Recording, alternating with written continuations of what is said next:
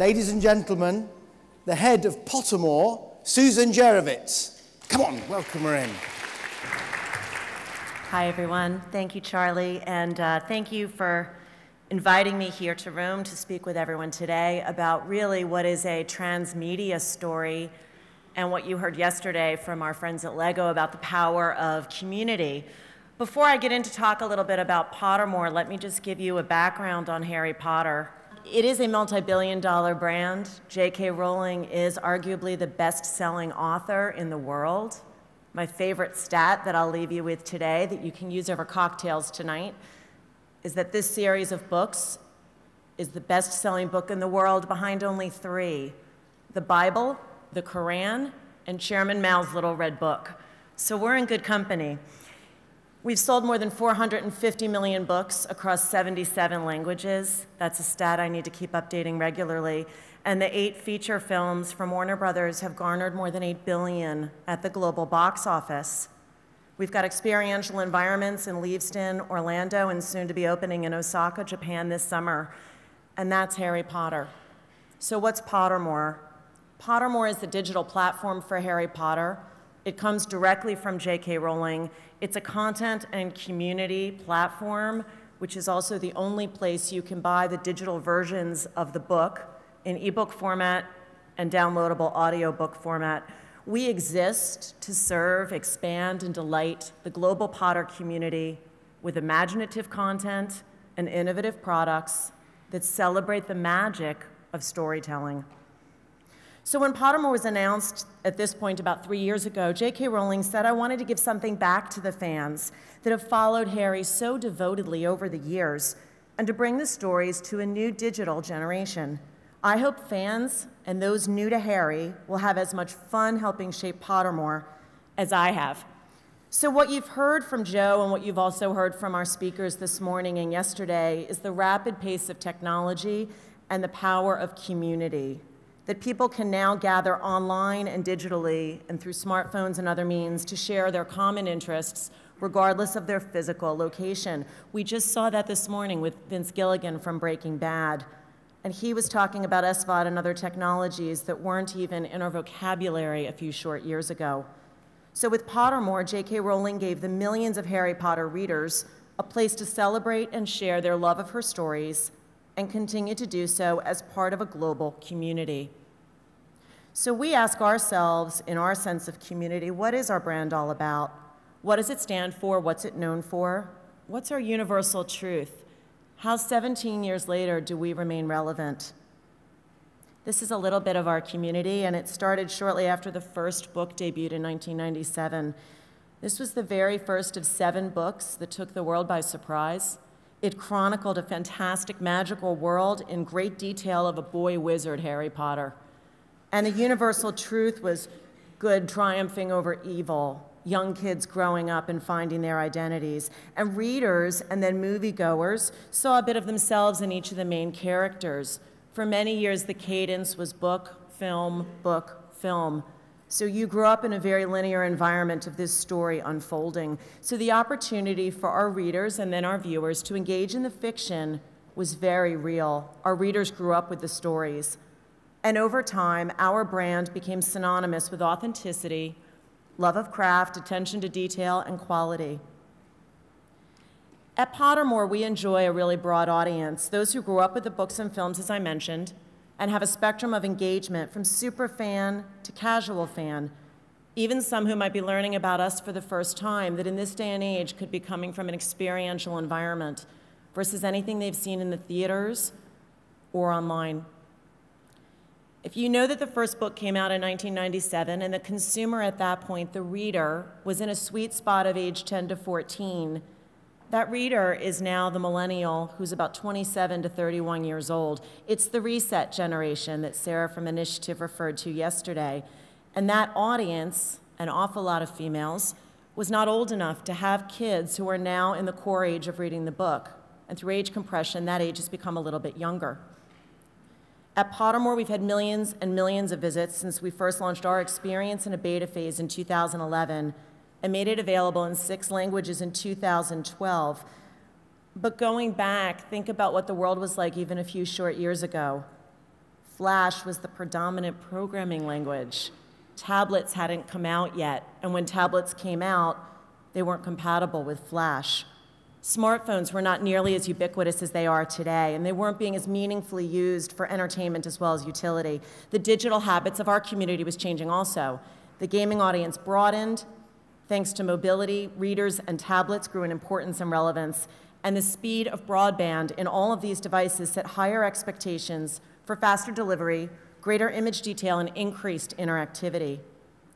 The purpose in brands wasn't that important today, and transparency and authenticity weren't either.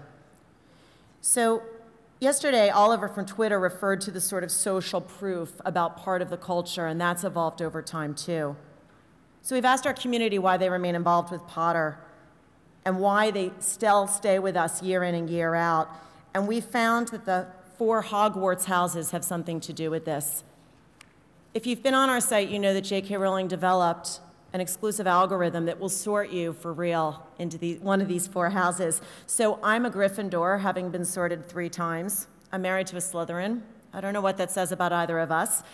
But more than 15 years ago, 17 years ago, when these books first came out and the digital age assisted in the development and care of global communities, these 4 houses, through Jo's writing, organized people in small social units, sharing common values. Let me show you a little bit about our community.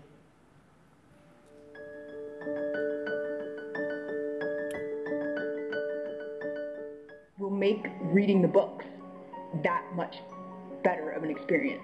I've been brewing potions.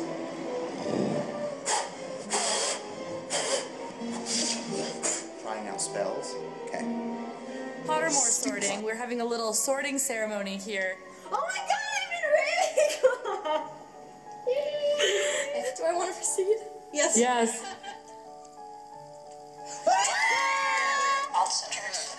After all, perhaps decision is made. You think you're a Huffle? I'm a Hufflepuff! I know I was a Hufflepuff! What? I knew I was a Hufflepuff! I knew I was a Hufflepuff! You should definitely register because it's really cool and you'll learn a ton that you didn't know before. I'm excited to see what's in store for the next books because I already finished book 1, of course. Thank you for watching and go join Pottermore. I promise you will like it. Bye. So those videos all came from YouTube, and that's a little snapshot of our community. We've worked to remain relevant through releasing new content about the stories that hadn't come out in the 7 books and being the only place to buy them in digital form. We're constantly engaging with our community through posts, user testing, and dialogue about what our community wants to know and how they want to receive it.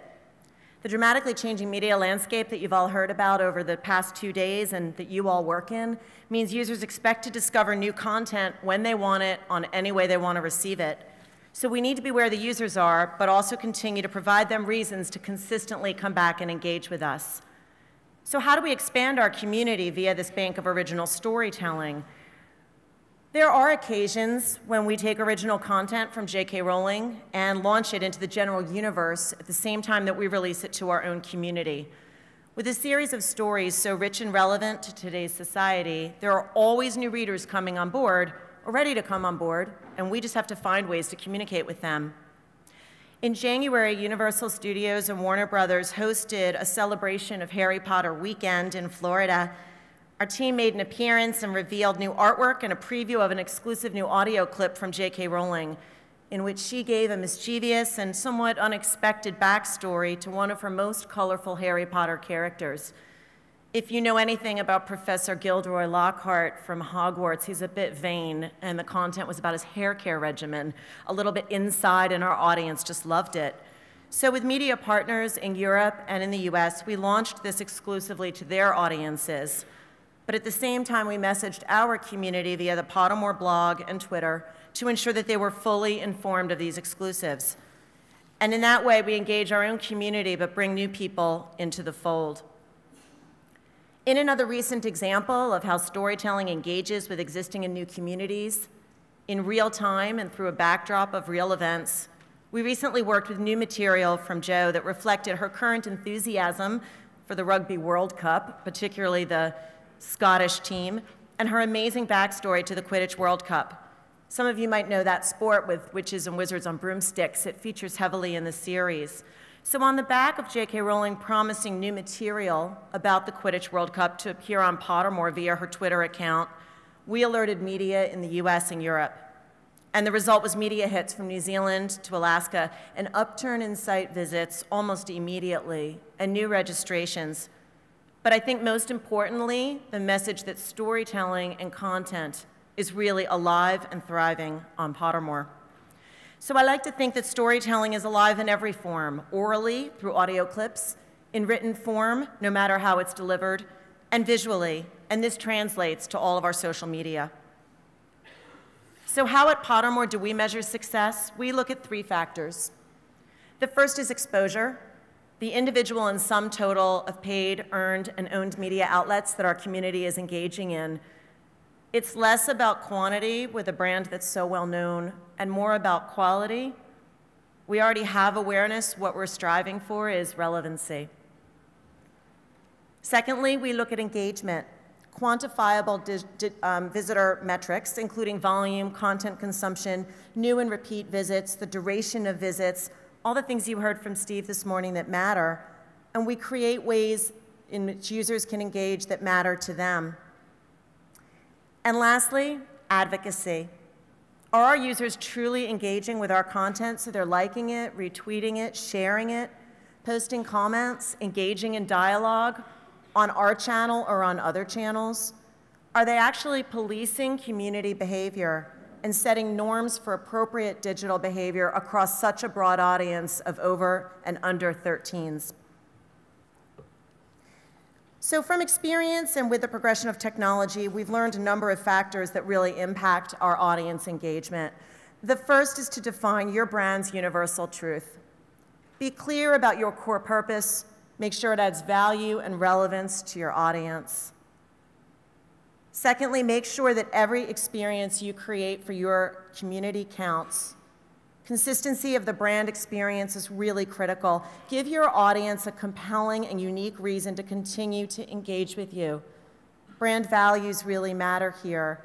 And in my 6 months at Pottermore, we've crystallized those into a couple words that we use as our measuring stick to engage with. Thirdly, as you've heard this morning and over the past 2 days, understand your audience. Not only know who they are demographically, behaviorally, and psychographically, but understand their motivations and emotionally what really, really matters to them. It's a fine line between managing your brand and turning it over to your community, and every brand has to find that line. Establish KPIs or key performance indicators to know what to measure that will show you how you're engaging with your community to reach new audiences and retain fans. I'd caution here that the data you're collecting is not the insight. You have to actually take these data scientists, as I've learned we call them in the UK, to get the data translated into an insight and in real time use that insight to manage and continually shape your business. And lastly, to innovate constantly. What you've heard today through this conference is that change is the only constant in this industry. To reinvent and evolve your brand while remaining true to your core is absolutely required. And with innovation comes imagination. And perhaps as we end here, I'll leave you with one of my favorite quotes that J.K. Rowling delivered in a 2008 commencement speech at Harvard. We do not need magic to change the world. We carry all the power we need inside ourselves already. We have the power to imagine better. Thank you. Excellent. Ladies and gentlemen, Susan Jurevics, fantastic. Thank you. Really interesting stuff.